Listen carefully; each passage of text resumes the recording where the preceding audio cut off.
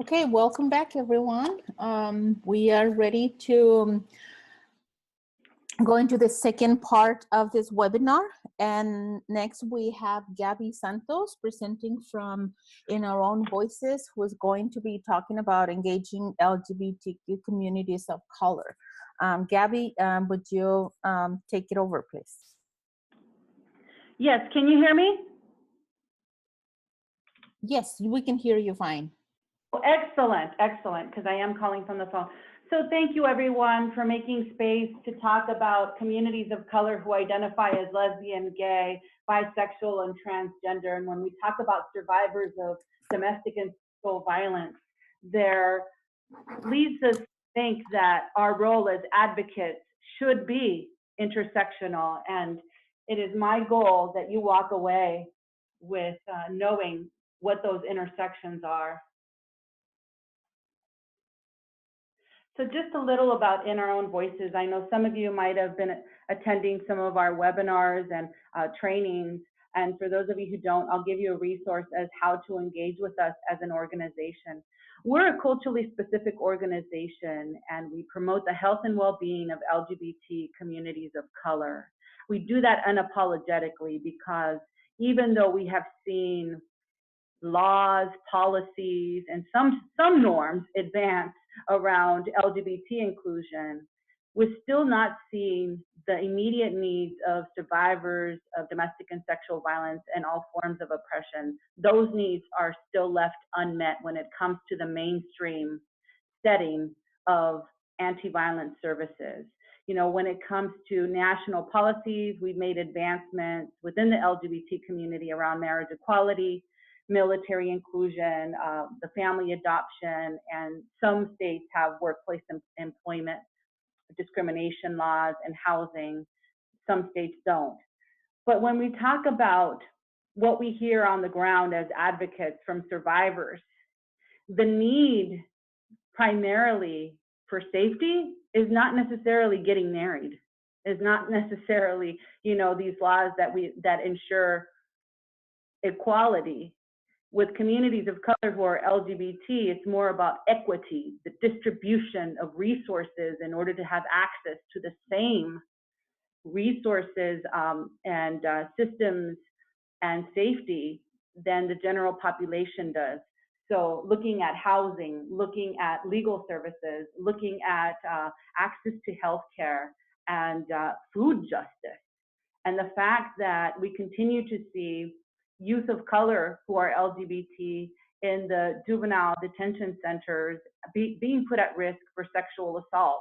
Youth communities, elders within LGBT communities of color who are oftentimes re-victimized by not only their partners, but also law enforcement at times when they respond. And because the abuser might be also an elderly person, then they might see it as, well, the abuser doesn't really have any force. And credibility issues come into play. And when elders have dementia, when you have a survivor of domestic violence who has dementia, then that comes into play too, especially if her abuser is a caretaker. So again, that's why In Our Own Voices is here to really get advocates and service providers to think about the immediate needs and the unique issues of survivors of domestic violence and sexual assault. So here, with our time together, it is limited, but let's reach for these objectives. One, we're going to look at unique issues that exist for historically marginalized communities that includes LGBT people of color.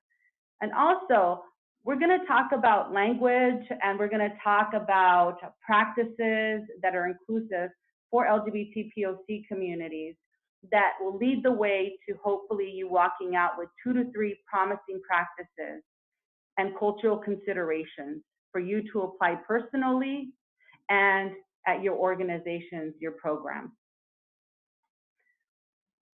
And starting out with, we know that there is power in language. We have a Shades of Change manual that we developed to couple up with our LGBT POC cultural inclusion training. And in that manual, there's a module that we devoted just on the power of language. And I'm going to give you a glimpse of why language is important and the responsibility that we have as advocates and social change agents to make sure that we check ourselves when we are applying language to advocacy. So we don't have time to do the whole quiz, but I encourage you that if you have not had an LGBT communities of color basic training, that you reach out to us and do that. But the important thing here is this. I hear over and over again, people say, well, you know, I get confused because I always see LGBT, I always see then sometimes LGBTQ, LGBTQA, LGBTQIA, and there's all these letters. And one of the things that I can share with you is that as advocates, we have to have compassion for ourselves. If we want to be champions and aspiring allies to communities that we are not a part of, we have to let go of this notion that we're there to be the savior, that we're there to know it all and be the expert. The reality is that it's liberating when you come to terms and knowing that you don't have to be the expert. So when it comes down to LGBT language, you don't have to be the expert. Just know that you have to make space to allow survivors to be the experts of their identities. And then you mirror that language. So I'm going to leave you with 4 terms. And knowing that the LGBT umbrella is huge, you know, our community is always evolving. And geographically, if you live in the East Coast, there's language that you might hear when you go to the West Coast that's a little bit different. And if you go to the South, language within the LGBT community looks different. And that's another thing too, that we can't assume that just because you've taken cultural competency classes on LGBT language and terminology, that then you have this language that you could take everywhere. And even if you stay within your region, every survivor has a different story. Every survivor has a different identity. So we cannot base and make assumptions based on a cultural competency language training that we have. But if you acquire and implement this promising practice of asking someone how they identify, then that is going to lead to a more affirming interaction and relationship building with survivors. So there are 4 things that you should assess in relation to LGBT identity, because of course, you know, there are other identities that you should be assessing too when it comes to race, ethnicity, disability, if someone has that to be more accessible, if someone's LEP, if someone has legal status or not legal status in your advocacy, you should be wanting to know that to tailor that if someone has substance abuse issues and whatnot, right? But when it comes to LGBT language and identities, there are 4 things that I'm going to leave you with. And if you have not used your chat box, know that there is a chat icon that you can click on.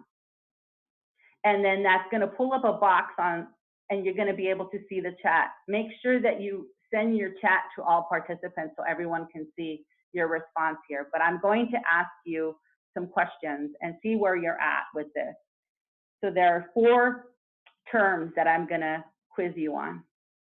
So the first one is this. Please share with the group if you know the definition of sex. If you see that on the paper, what does that mean? If you see that, you know, somewhere, what does that mean, sex, in terms of identity marker? Someone said gender. Okay, what else you got? Who else wants to respond to that?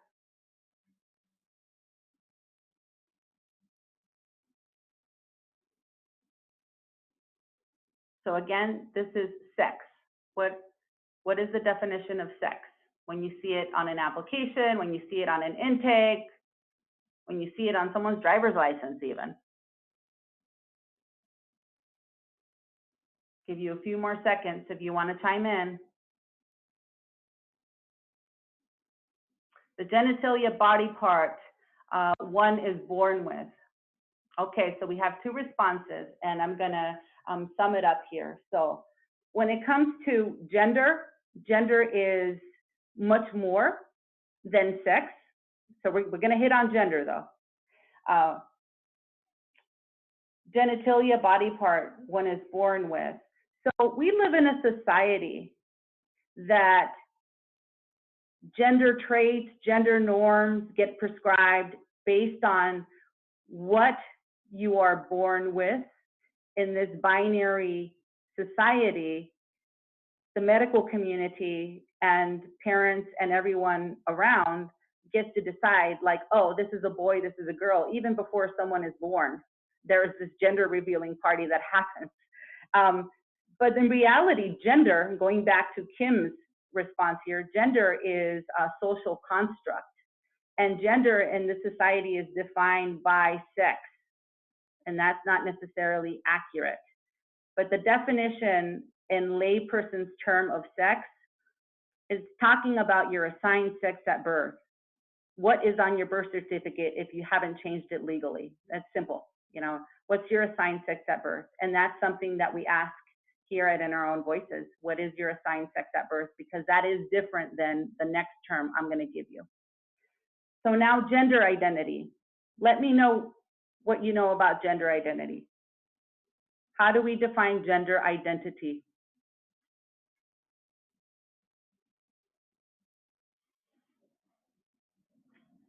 Again, use your chat box and reply to all, reply to everyone. So what gender a person identifies as being?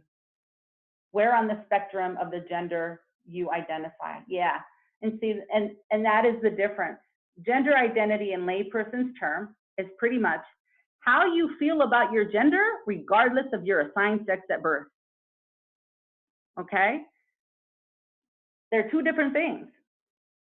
Sex is a social construct that lands on a piece of paper that for people who are transgender, trans meaning across, people whose gender identity does not match their assigned sex at birth, then they may be walking around for quite some time with legal documents that are not supportive and sometimes incriminating, because there have been some law enforcement saying that a trans survivor of domestic violence, when they show their documentation, wait, you're falsifying information. When you were on the phone, you presented yourself as a woman, but your ID says male.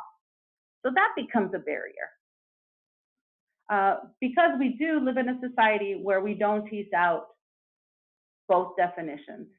And that is very important as advocates, to know that survivors have a right to be affirmed in their identity. And it starts with the promising practice of asking and not assuming, asking someone's assigned sex at birth and someone's gender identity. So here's the third term I'm going to throw out at you or share for definition. Gender expression. Please let me know how you identify gender expression. What's gender expression?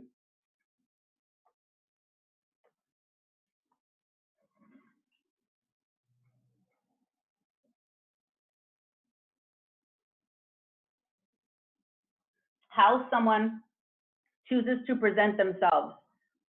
The way you present your gender identity to the world. Okay. So thank you for participating in this one, and let's spend some time on each one of these responses. So how someone chooses to present themselves, yes. And chooses is, you know, a matter of perspective for some, because I have had conversations in terms of training and support for staff and volunteers and even providers who I provide technical assistance, who sometimes are stuck and saying, Gabby, I need help because someone is identifying as a trans woman, but then when they come into my center, they're not always dressed in feminine attire. And so then, you know, we talk about gender expression and how gender expression is fluid for everyone, and not just for trans folk, for cisgender people as well. Cis means one. So for cisgender people, your assigned sex at birth matches your gender identity, but even gender expression is fluid for everyone. And also, the name here chooses, or you know, the word chooses. For some people, it may not feel safe for them to make choices around their gender identity and how to express it. Some examples of that. Within an intimate partner violence situation, there have been trans folk who say, one of the tactics that my abuser used, who is cisgendered, was to say that I shouldn't be too flamboyant in my wear. And so we know that abusers control.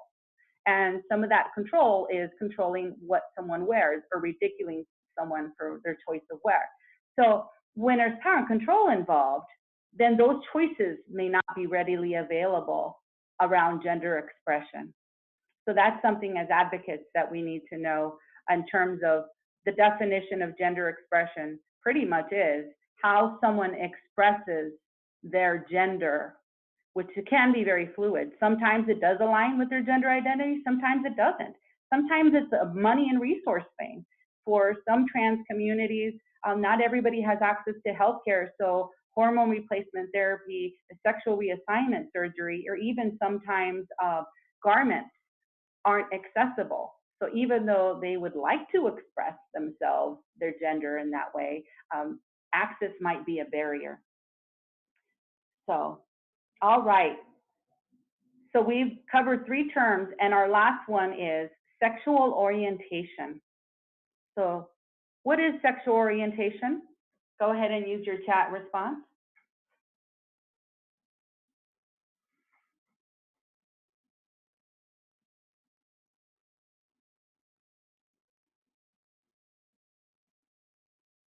Your preference in sexual partner identities? Okay. Thank you. Anyone else want to chime in? Who you want to have sex with? Okay. So, and let's spend a little bit of time on this one as well. The definition that we've incorporated at In Our Own Voices, because again, there is power in language, and we want to be as inclusive of all types of sexual orientation and identities. Sexual orientation we define as you are expressing who you are sexually, emotionally, physically, and spiritually attracted to. And it's not necessarily a preference.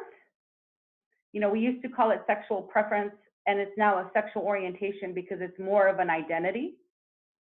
Now, even though there's sexual orientation within LGBT communities, and LGB being sexual orientation identities, then there's different lifestyles that play about. But in terms of orientation, sexual orientation, it is someone's identity. The same thing with when you go to conferences and so many people say, what's your PGP? What's your preferred gender pronoun? I challenge you to rethink this and reframe this. So it's not preferred gender pronoun, it's pronoun, because gender identity is not a preferred thing, it's an identity. Just like sexual orientation is an identity and not a preference. Okay? But yeah, I mean, sexual orientation is not only the sexual piece, but the emotional piece, the spiritual and emotional connection as well, and the romantic.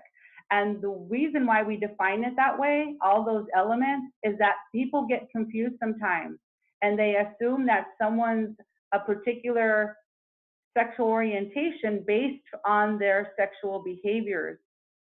And they're 2 different things. Sexual orientation and sexual behavior are 2 different things. And this is important as well to know. So 44% of the homeless community identify as LGBT youth.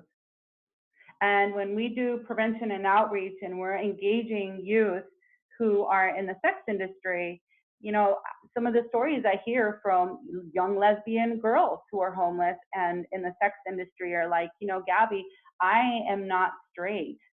I am straight for pay, you know, because of survival reasons, and then we do harm reduction and all that. But there's a difference in terms of sexual behavior and sexual orientation. Just because someone is partaking in that sexual behavior that's traditionally subscribed to be heterosexual sex doesn't mean that her gender or sexual orientation changes. Same thing when we provide HIV and hepatitis C testing at the jail, and we do a risk reduction assessment, and we ask how many partners have you had sex with in the last 12 months, then I might get from a cisgendered straight male the answer of, well, 6 women and 2 men. And if I was any other advocate, my response would be, oh, I thought you said you were straight. But no, because I know that there's a difference between sexual behavior and sexual orientation. So I think I'm leaving you with 4 definitions, and I think that if you make a commitment to asking, sex, gender identity, even gender expression, if you get into those conversations and not assuming, and sexual orientation, then you will know more about a survivor and their story and how they want to be addressed, instead of assuming those identities based on behaviors, based on gender expression alone. And that can lead to assumptions if we don't ask. So that is a promising practice. And knowing that within communities of color, there's language that we create because we know that celebrating the diversity within our community brings us together.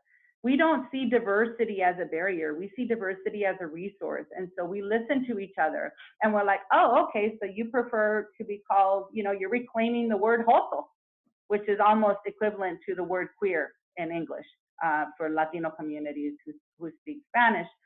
Joto has been used in the past negatively, kind of like queer was negatively in the past. And then there's some people who are reclaiming queer. Well, some people within the Latino community who are LGBT are reclaiming joto. And if someone's going to reclaim it and they're part of that community, it's not for me to say, oh, don't use that. Same thing with queer. And I personally don't reclaim the word queer. I don't identify as queer. But if someone is saying that's how I identify, I am going to make space for that and affirm that for them. So here is a word cloud that we included in our Shades of Change manual, just to reemphasize that even though you've gone to cultural competency and have these terminologies, that you don't get to know and learn about a community until you engage and hear their stories. And then you will know more about what language those particular communities are comfortable with and what feels affirming to survivors. So here's another question for you. And before that, I want to read Kim's question. Kim, you had a question. It says, will you share sex, gender expression, sexual identity definitions with us in print? So what I'm going to let you, if you have a pen, if you have something to note this, go to, and this is the longest LGBT terminology list out there. And it even has culturally specific terms, which I like. So it is transacademics.org. Go on there, transacademics.org. And that's like 17 pages of terminology. That does include the definition of sex, gender expression, and sexual orientation and all others. Okay, so use that as a resource. So here's our next question. I'd like you to name 3 misconceptions related to sexual violence and LGBT communities. What are you hearing in your communities? What do you see in the media around this? Use your chat option to give me 3 misconceptions related to sexual violence in LGBT communities. And thank you, Virginia, for putting that link on. Sexual abuse as a child makes you LGBTQ, yeah, and that's a real common one. And for communities of color who are part of faith communities, sometimes that sentiment of, oh, you were abused as a child, that can intersect and therefore can call for like, oh, let's do a prayer circle. We're gonna fix this, our daughter or our son, or, because this was not something that was caused by them, it was caused by someone else, so let's pray for them. So, these are the stories that we hear, and we know that they exist within communities of color who are LGBT, and oftentimes people are isolated, and they're even further isolated and re-victimized when these messages come to play and people act on these assumptions. So violence among SGL couples is typical.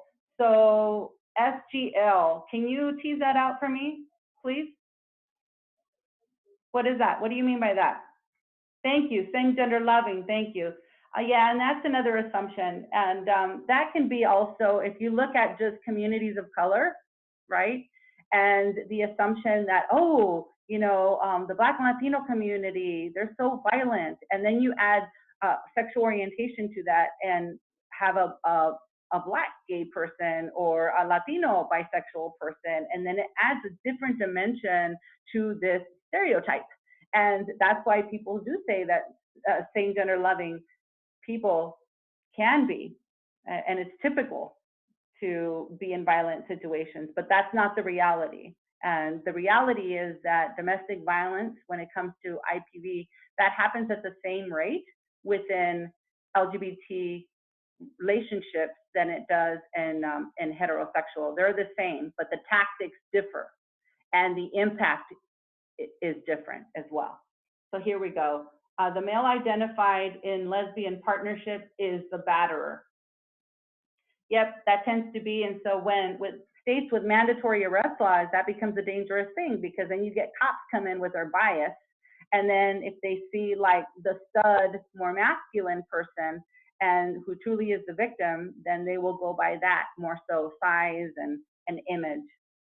And if that person is a person of color and then the abuser is white, that plays into it too. We've seen it. And if language is a barrier and the abuser is the only one who can speak English, well, the victim is not able to self-advocate for themselves in that situation because there's a language barrier there too. Gay men are hypersexual and always down for sex. Yeah, that's the story in the media, and that's what we hear a lot. And that can play into how someone gets the support or not gets the support. Sometimes credibility becomes the issue in that as well. And that consent gets fuzzy, especially in a rape trial, when someone, you know, a gay man is up there who is hypersexualized. All right, well, thank you very much for this. And I like these photos here. You know, again, the LGBT community is very diverse, and let's not forget about Marsha P. Johnson, who, you know, everybody knows her of being a leader in the So On movement, but she did much more than that. She helped with health disparities. She was a champion for HIV advocacy, and she was part of leadership developing and being a mother to other trans women of color who were facing isolation in, you know, a generation back then where LGBT was still a stigma, and on top of that, you were still facing the aftermath of police riots around racism and the Harlem Renaissance and all that. So there we go, community builder, community organizing, and legacy there. And to the right here, if you look at that, that's a stereotypical, I'm gonna say, cholo picture. You know, you have some cholos there, and I want you to think about sub-communities and how culture comes into play and how LGBT survivors can experience even more re-victimization at times, or they might not want to turn to cops because they might be in a gang, just might, and they might have been sexually assaulted as part of getting into a gang, and then they're incarcerated. So let's not throw people away just because we know that they're in a gang. Victims are victims. Regardless of whatever circumstances they're in, they need our support. So some other ones, that a woman cannot rape another woman. Again, thinking that all women relationships are egalitarian, and that's not the case when there is sexual violence within an intimate partner relationship. The other is that was mentioned here, that gay men are hypersexual. Yep, that was mentioned in our chat. Men cannot be raped. That is another one where, you know, even this applies to even straight boys or questioning boys who are growing up, and maybe they're not, sexually active, and their community is like, oh, I'm going to hire someone to turn you around, or they're praised when an older woman who this is, sexual abuse and also statutory rape, an older woman approaches them, rather than seeing it, wow, that power dynamic is not healthy and it's illegal, it's rape. But because of the hypermasculinity, we often see men as not being rapeable. So it simply does not occur in the LGBT community. And that's another sentiment, even within the LGBT family. Sometimes we hear from family and friends of victims who don't want to accept it, who don't want to believe it, because it's a tight community and they don't want to choose between friends or family. So that's why it's important for advocates, us, to be a neutral force and resource for safety. And this is a continuum of sexual violence that I like to share as a tool, just as a reminder that even when you see a sexist joke or a homophobic joke, or what we call hazing in the schools, and something that is not direct physical contact, it's still sexual violence, and it's still just as hurtful. And one can say that the emotional abuse within the sexual violence continuum has longer term effects than the physical abuse within the sexual violence continuum. And I want to give credit to one of our leaders, comes out of Washington, Lydia Guy, created this illustration to show us that why is it at criminal conviction, when it's a rape trial, that a lot of them don't get prosecuted? Well, because their definition is right at the extremes. It has to be penetrative, it has to be violent, it has to be all these things, where everything else that is not consensual, that is coercive, that is hurtful, oftentimes is thrown out of the courtroom. And even sexual violence resource centers at times might not have the knowledge or the resources to support someone who's being harassed at work, because we need to inform ourselves of the severity of all these tactics within the community, within the continuum as well. Our sexual assault nurse examiners need to also be trained on how to look at sexual violence beyond just the penetrative rape that happens, that it's much more, that bruising can happen throughout the whole body, and in terms of a forensic exam. And the fact that SANE nurses need to be educated on LGBT inclusion, because so many sexual assault survivors who identify as LGBT and primarily transgender nonconforming folks fear going to the hospital and getting a forensic exam because of fear of being ridiculed for their body, or being misgendered, or even just feeling uncomfortable in that setting. So this is an illustration from our Shades of Change manual, and looking at how oppression plays out, and that it's not enough for us to provide intervention by way of crisis line support and advocacy and counseling, but also we need to think about our outreach efforts and our social justice efforts in trainings, in community events, because we need to change norms. And it is those norms that lead us to experiencing violent behaviors and violent sentiments in society. So here are just a few. I'll read some stereotypes here and how oppression plays out. Lesbians, all they need is a good screw to cure them. She's so pretty, she can't be gay. I don't care how much like a man she looks, she's still a woman, and that's why she got raped. So, these type of sentiments go on and on and on. And what this leads to is, one, victim blaming. And then the other is survivors starting to sometimes minimize their perpetrators' actions because they might start believing this, or they might feel like nobody is there. So why even disclose something if they're on a day-to-day basis, they see these sentiments in their community, in their schools, in the workplace, on TV, in the general public. So we got to hold ourselves accountable as providers to make sure that we're changing norms, including organizational norms of our DVSA centers. And thinking about the intersections, because when it comes to LGBT communities of color, there is no one-sided issue in reaching safety and healing.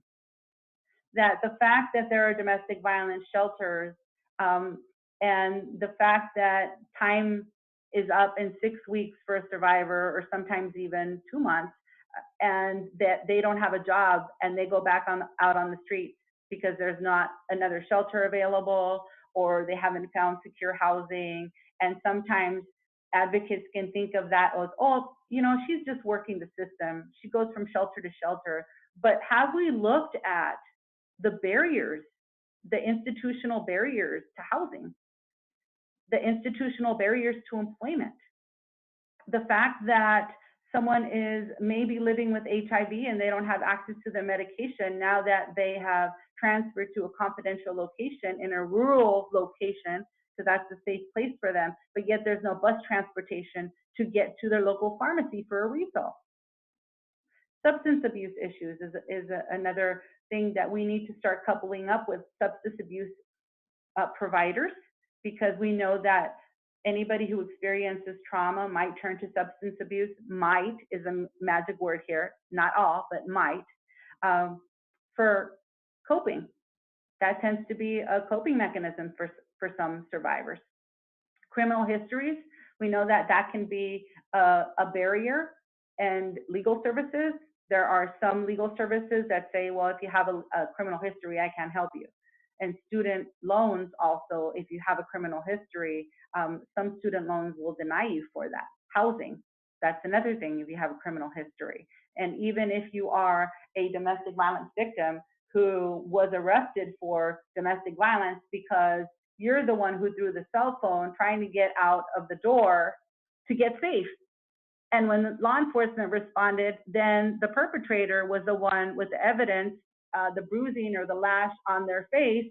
And then when police got there, survivor was yelling and there's disorderly conduct. And then the cell phone was community property, so there's criminal mischief. And then don't forget the assault because you hurt the abuser with the cell phone on the face. So there's this criminal history.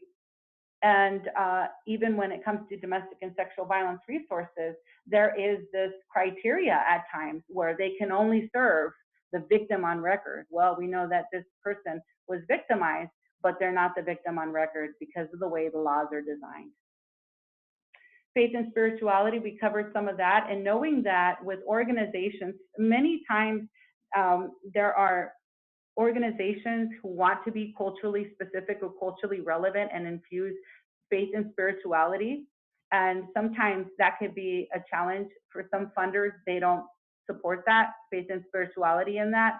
At In Our Own Voices, we're lucky because we do get a diverse funding where we do have funders who support us in infusing faith and spirituality into our support groups, because that is a huge resource for a lot of the survivors that come into our center, that we know that prayer for them or having just a space to be able to light candles and sage and some of these spiritual practices can be very cleansing and healing when they are going through trauma, when they're going through a custody battle, when they are trying to stay clean and sober.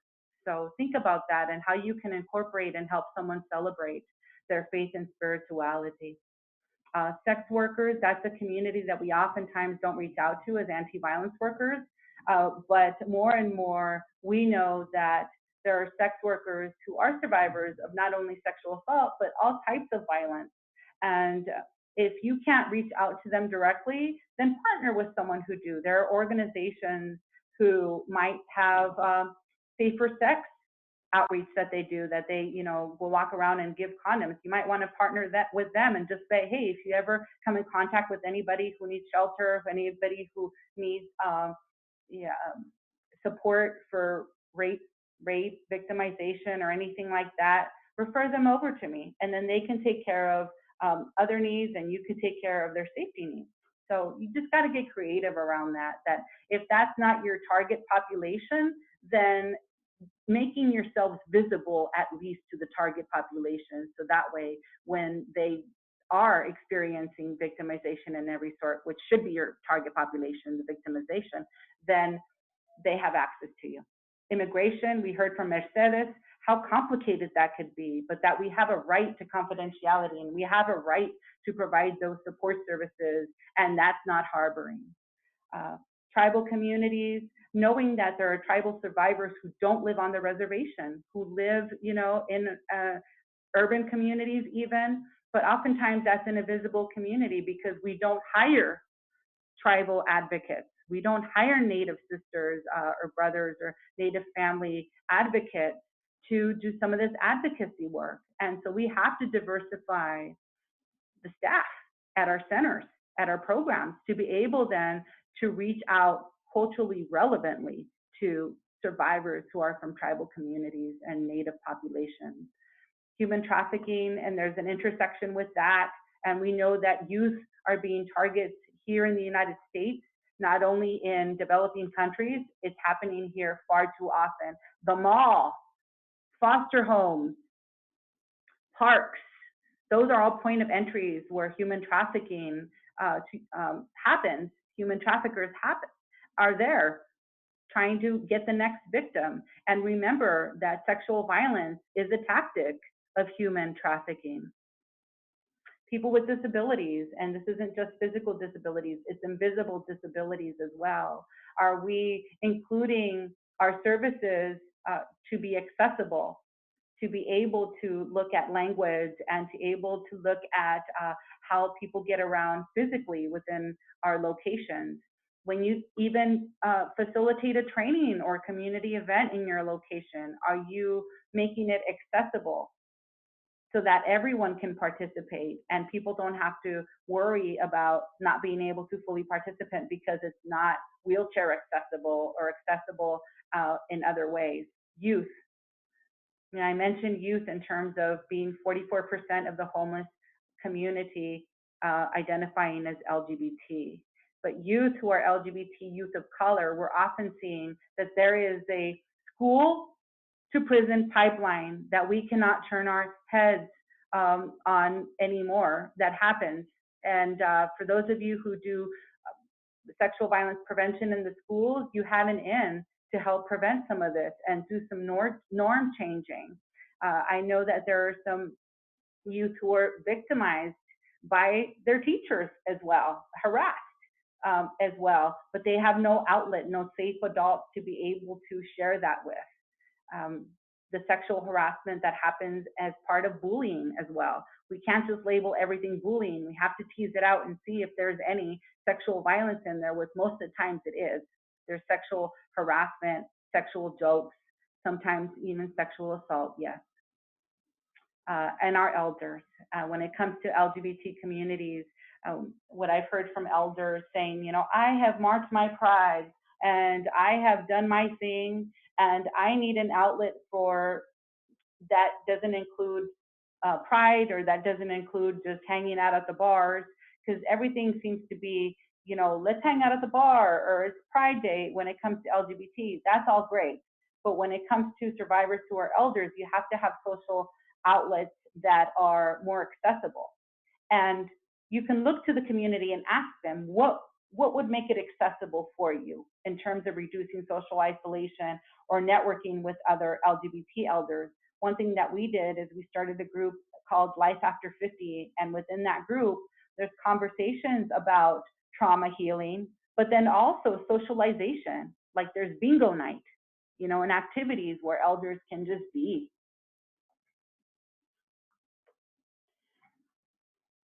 Now, here's a video that I would like to show, and I'm just giving you more of a glimpse of how diverse our community is.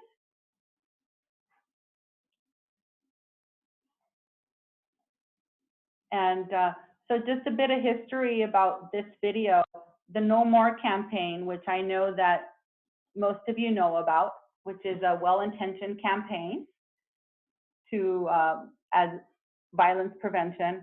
But one of the things that in our voices that we did is infused an LGBT voice into the No More campaign, and we created our own video campaign.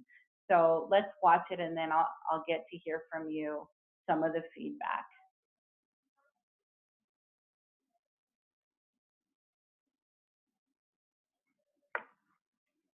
Can you hear that? Hold on. Let me make sure you can hear it.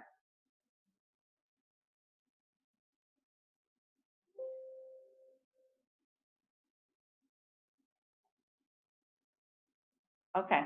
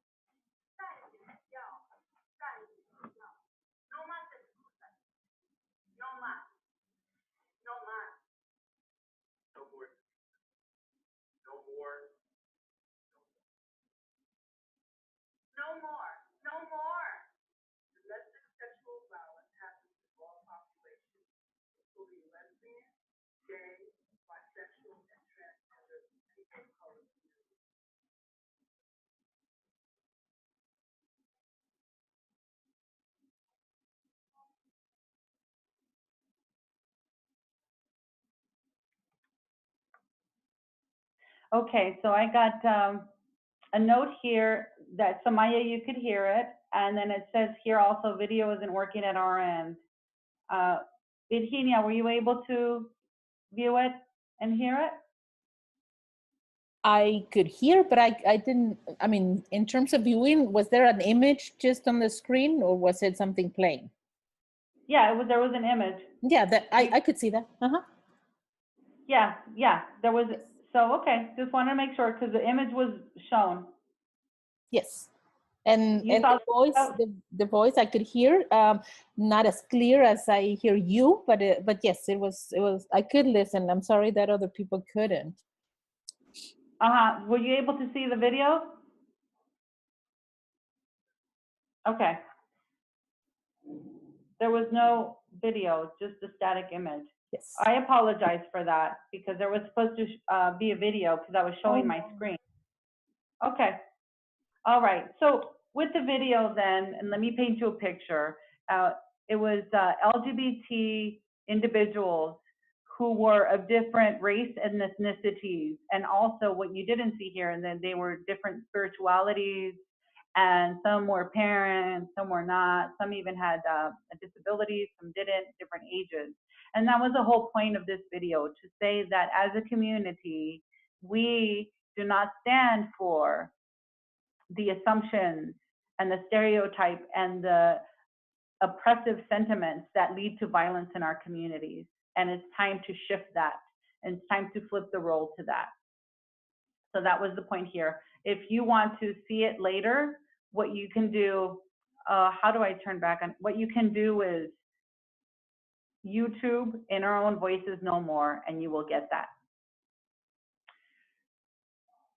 So trauma-informed is no longer a new term, and even when it was new, like a decade ago, everybody was like, oh, trauma-informed, this and that, and that's great, but knowing that just because it was the buzz about a decade ago, that it wasn't nothing new to us as culturally specific advocates, we've been trauma-informed for a long time. What that really means is shifting the question of, you know, what's wrong with you to what happened to you. It's shifting. And knowing that survivors aren't only walking in with current day domestic or sexual violence, but also when it comes to LGBT communities of color, there's historical trauma there. There's also current day oppression that one experiences on a daily basis, whether at work, at school, traveling, even in your own communities. So the approach has to be one that is affirming and inclusive, and knowing that it might look like you have a survivor who is not working the program, but in reality, are you asking what environmental factors are playing into this as well, and not just the, you know, missing appointments or someone dropping a dirty UA or someone breaking confidentiality at shelter. It's like beyond that. What is going on for this person to truly feel supported and reaching their case management goals and to safety and healing? So one thing I could share is, aspiring allies, you should be looking at your power and privilege and what that means. If you haven't addressed that, then that can spill over into your advocacy role, and survivors will then experience some prejudice, sometimes even body language alone. You don't have to say anything, but survivors know whether or not they're welcome. And strengthening relationships with culturally specific organizations. If you are a culturally relevant organization, mainstream organization, striving to be culturally relevant, then make sure that you're networking with culturally specific leaders and organizations within your community. That's just going to strengthen your resource list and your network of advocacy for safety. And looking at your policies, looking at your hiring practices, looking at the questions that you ask someone as part of your intake and your phone screens. Remember, sex, gender identity, gender expression, and sexual orientation are all 4 different things. We all carry those identities, whether you're LGBT or not. And we have to make room for the diversity of all those identities, that no survivor is going to have the same story. This is something that you could take a screenshot of right now if you'd like, but it's part of our Chains of Change manual. And it's a little script that you can tailor when you are doing a phone screen. That way it's not a surprise when someone comes in and then they turn out to be homophobic or racist or transphobic. Then you're like, oh, they seem so nice over the phone. Well, you know, you have to do more deep assessment over the phone to make sure that everybody knows that you are inclusive, that you as an organization, as a program, are making a commitment to be inclusive to all race, ethnicity, sexual orientation, gender identities, religions, spiritualities, abilities, and socioeconomic status. And that way it's not a surprise to folks. And then you ask them, are you able to make a commitment to this to contribute to the safe environment? And so you have a policy that backs that up. And that way, if someone does come into your shelter or your center, and then they act out on another survivor in a homophobic, racist, or transphobic way, or ableist way, you can then say, you know, we have to enforce this. You know, this is not acceptable.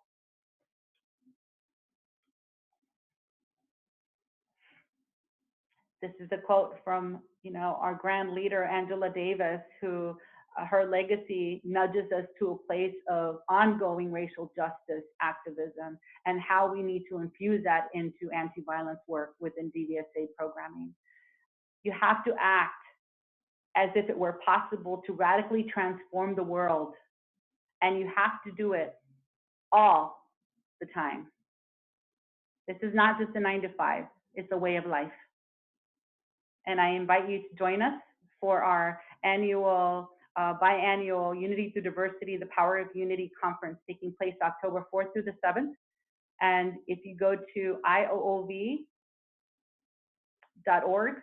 or IOOVUTD.org, and I'll type it here for you right now. I'm about to end, but I'll type it here for everyone.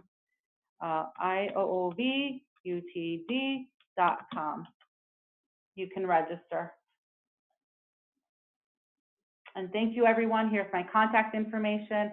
I invite you to join us in this community of practice to make sure that all survivors are getting supported and affirmed. Thank you, Samaya, and thank you, Virginia. Thank you, Gabby. There's so much information that was shared here. And thank you all for staying with us. This is, again, a lot of useful and amazing wisdom and resources and information. Samaya will give us some words to close the webinar. So Samaya, if you want to take it over. Yeah, thank you, Virginia, and thank you for your technical assistance with the webinar today. Also, thanks to Mercedes Toon and to Gabby Santos, our presenters for today. You did a fabulous job, and we appreciate your presentations. Our next presentations are going to be on August the 23rd. And those will be on advocating for persons with disabilities. And our presenters will be Carrie Darling from Vermont and Kim Brittingham from North Carolina. To all of you who are on the chat now, please be sure to share this information within your organizations, and also to encourage others from your organizations to attend if possible. So I appreciate your presence today, and we look forward to you being on for our Advocating for Persons with Disabilities on August the 23rd from 1:00 p.m. to 3:00 p.m. as part of our Collective Empowerment and Collective Liberation Academy series. So thanks a lot, and we'll see you next time. Have a great day, everybody. Thank you. Thank you. Have a good day. Bye-bye. Bye.